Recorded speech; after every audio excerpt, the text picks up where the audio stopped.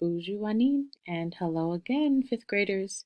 Miss Boughton back with chapter 4 of When a Ghost Talks, Listen by Tim Tingle. We have just read about Isaac and Pushmataha attending Pushmataha's funeral. He's traveled back into the past so that Isaac could see this happen. And he wants Isaac to learn something from this event. We're not sure what that is just yet, but we are going to try to find out. So we're going to continue reading chapter 4 today. As I'm reading, I have 3 questions for you. One is a fill in the blank, but the first one is, when Isaac and Pushmataha are having a conversation, Isaac says, well, I learned this about you, right? So he says, I learned you were blank by a man you trusted and that hurts you. So what is the word that we're looking to fill in that blank? I learned you were blank. So I'm going to give you a couple different options, but listen for that sentence. It happens within the first 2 pages of the reading today. The next question is, what does it mean when they say, we never let the bad take over the good? Okay, so what does we never let the bad take over the good mean? Okay, and then the last one is, why is Pushmataha showing them the past? So what is the purpose of them going back into the past? And what does he hope that they will then change? So that is the question that you'll need to answer along with the first 2. I'll repeat them again at the end, and then just fill out the Google form when you are done listening to chapter 4. So let's get started. Chapter 4, Panther in the Past. The title of this chapter makes me think that we are going to get a chance to have Joseph come back around because it talks about a panther. And we know that Joseph can shapeshift into a panther. That's my prediction. Okay. We stood silently, watching until the last shovel of dirt was tossed on our general's coffin. Ya Koki for joining me, Pushmataha said to the ghost soldiers. Now let us return to the walking and take care of the living ones. Once more I rose into the air. I rolled and tumbled like a leaf in a storm. Ooh, like a leaf in a storm. Metaphor or simile? Like a leaf in a storm. You got it. That's a simile. Uses like or as. Watching the sun explode into daylight and disappear behind in blinding darkness. With a loud whoosh, I felt my ears rip from my head. Hokey, I thought, this is new. Like bees buzzing over a field of flowers, my ears flipped and flashed and spun around my head, tapping me on the nose and slapping my cheeks. How are you doing that? I asked. I knew who was the culprit. Do you know who's doing it? You have to remember, Isaac, Pushmataha said. I'm an old man. I've been around a while. Yakoki, Hoki, I said. You are my elder, and I know this must be fun, but can I please have my ears back? Before the words left my lips, I felt my ears digging holes into the side of my head, but I'm a ghost, so I felt no pain. Let's see how smart you are, young Isaac, Pushmataha said. What have you learned about me? I thought for a long time before I answered. I stopped swirling in the sky, and the ghost of Pushmataha appeared. Seated beside me on a puffy cloud, he had a warm smile and tilted his head and waiting for me to answer.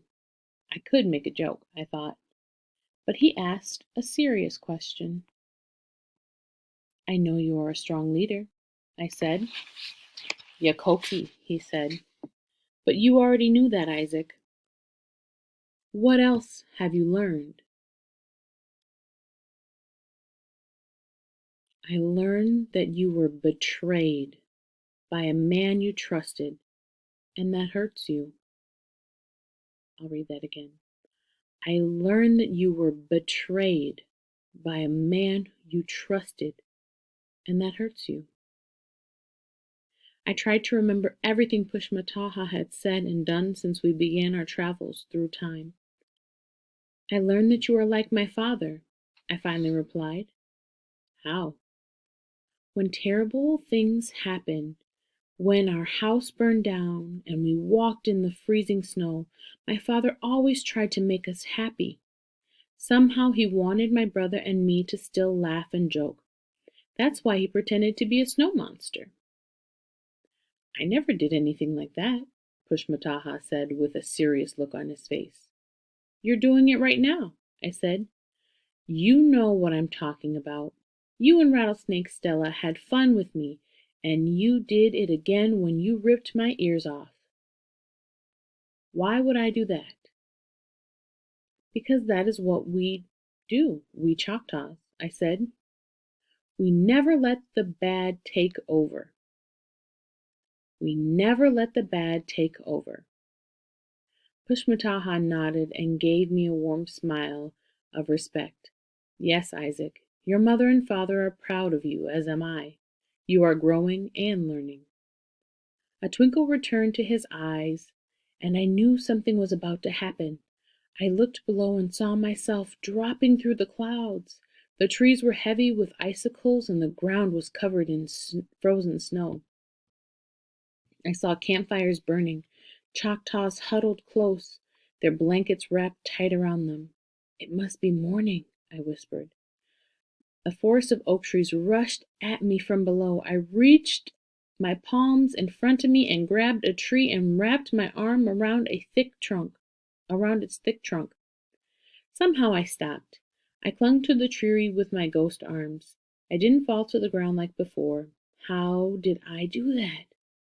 You thought yourself hanging onto the tree trunk, Pushmataha said.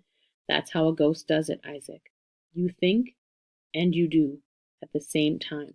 Or better yet, he added, try thinking before you act, Isaac. He laughed that gentle Pushmataha laugh and slowly disappeared, but the sound of his voice stayed behind, repeating over and over, think before you act, Isaac. Think before you act. As if in reply, the icy leaves above me rattled and fell to the ground. I looked up and saw Joseph, hidden among the branches. Panther Joseph. Joseph, come down and let's talk, I said. No matter how many times I see Joseph turn from a panther to a teenager, I always stand in awe and stare. He landed on the ground on all four paws, then bent his knees and eased into a crouch close to the ground. Little by little, patches of human skin appeared all over his body. The strangest thing of all was happening on his face. Long panther whiskers grew shorter, like black pins sticking in Joseph's face. Yet Joseph showed no pain. He merely crouched and waited. His pointed ears lost their point and slid from the top of his head to halfway down his skull, settling there like yours and mine. Hoki, are you ready for this? The panther rose on his hind legs. His paws became fingers and hands, and before I knew it, Joseph stood before me, dressed and ready for action. Where have you been? He asked. I've been looking all over for you. I've been with General Pushmataha, I said. I guess it's Hoki to tell you this. Joseph gave me a look that said, I'm still your best friend, right? We tell each other everything. We went back in time. I know this sounds hishimbo, crazy in Choctaw, and it was. We went to Washington, the capital of Nahalos, the city where Pushmataha is buried. Joseph, I went to his funeral. What was it like traveling in time? Faster than the fastest deer. So fast the sun rose and set, and the days flew by, and I was blinded by it all. Then everything finally slowed down. We floated into a graveyard. I saw Pushmataha's body being buried, Joseph.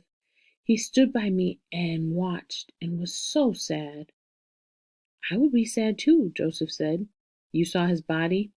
Yes, I floated inside the coffin and saw him. But that was not the worst thing I saw, I said. I didn't even want to tell him about the man who rode the white horse.